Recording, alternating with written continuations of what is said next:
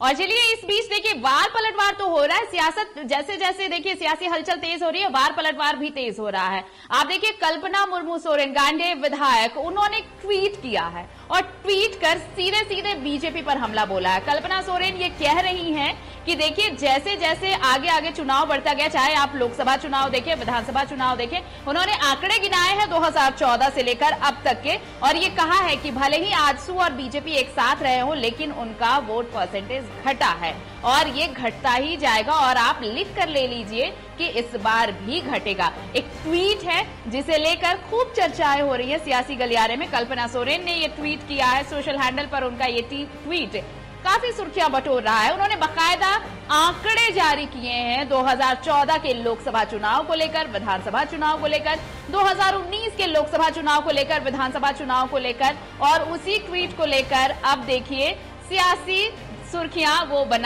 रहा है ट्वीट। ये बताया है उन्होंने ये ट्वीट करके कि झारखंड की जनता का मिजाज क्या है। आप अपने स्क्रीन पर देख रहे होंगे 2014 लोकसभा में 44.5% वोट मिले, विधानसभा में 35.5% वोट मिले, 2019 लोकसभा की बात करें तो 56% वोट मिले हैं। उसके बाद 2019 के विधानसभा चुनाव में 42%, और दोनों पार्टियों को जोड़कर यानी आजसू और बीजेपी। 2024 लोकसभा चुनाव जो अभी गया उसमें 47.6% वोट मिले, यानी से साफ है कि मोदी युग में भी लोकसभा और विधानसभा के बीच बीजेपी को कम सीटें मिल रही हैं, वोट परसेंटेज कम हुआ है। 53% वोट शेयर मिलेगा। संभाल कर रख लीजिए, लिख कर दे रही हूं, ये उन्होंने लिखा है कि वोट शेयर पार नहीं कर रहा है। जो वोट शेयरिंग का आंकड़ा है वो इस बार पार नहीं होगा। उन्होंने ये ट्वीट कर बताया है कि झारखंड की जनता का मिजाज क्या है।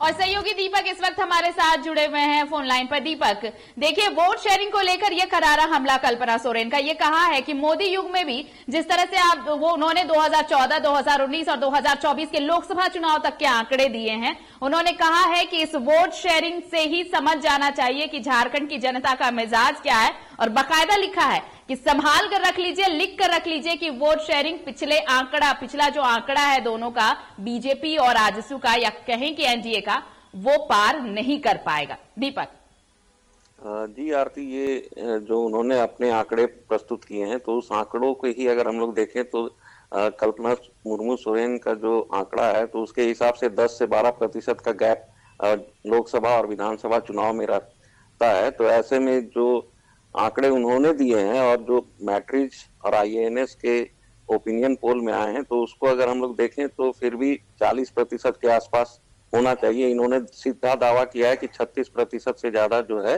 एनडीए गठबंधन को वोट नहीं मिलेगा। और ये चुनाव में तो ये सब वार पलटवार होता ही रहता है, लेकिन जिस तरह से उन्होंने इस मीडिया पर हमला किया है, ओपिनियन पोल करने वालों पर हमला किया, ये नई परिपाटी की शुरुआत है। इस तरह का हमला और जो राजनीतिक दल हमलावर होती हैं तो एक पार्टिकुलर मीडिया पर हमला कर रही हैं। ओपिनियन पोल जो होता है उनका अपना पोल करने का तरीका होता है, और राजनीतिक दल जो अपने ये लोग आकलन लगाते हैं कि हमारी चुनावी सभाओं में कितनी भीड़ हो रही है, उसी हिसाब से ये आकलन करते हैं कि हमारी सीटें इतनी आएंगी और हमारी सीटें इतनी आएंगी। एनडीए और इंडी गठबंधन के बीच स्पष्ट है कि पहले चरण में कड़ा मुकाबला है, और जहां तक है कि आप देखें तो जो जयराम महतो की पार्टी है वो भी अंडर करंट है, और इस तरह जो है त्रिकोणीय मुकाबले कहीं कहीं है, जबकि अधिकतर सीटों पर जो है आपका सीधा मुकाबला है। और आपको बताएं कि इंडी गठबंधन के 1 दर्जन से अधिक मंत्री और विधायकों का जो दांव है, प्रतिष्ठा जो है पहले फेज के इलेक्शन में लगी हुई है, वहीं पर एनडीए गठबंधन के भी 1 दर्जन से अधिक विधायक अपनी प्रतिष्ठा बचाने में लगे हुए हैं आरती। तो ऐसे में इस तरह का ट्वीट जो है बहुत मायने रखता है, और इससे कार्यकर्ताओं का मनोबल बढ़ाने की ये कोशिश है आरती।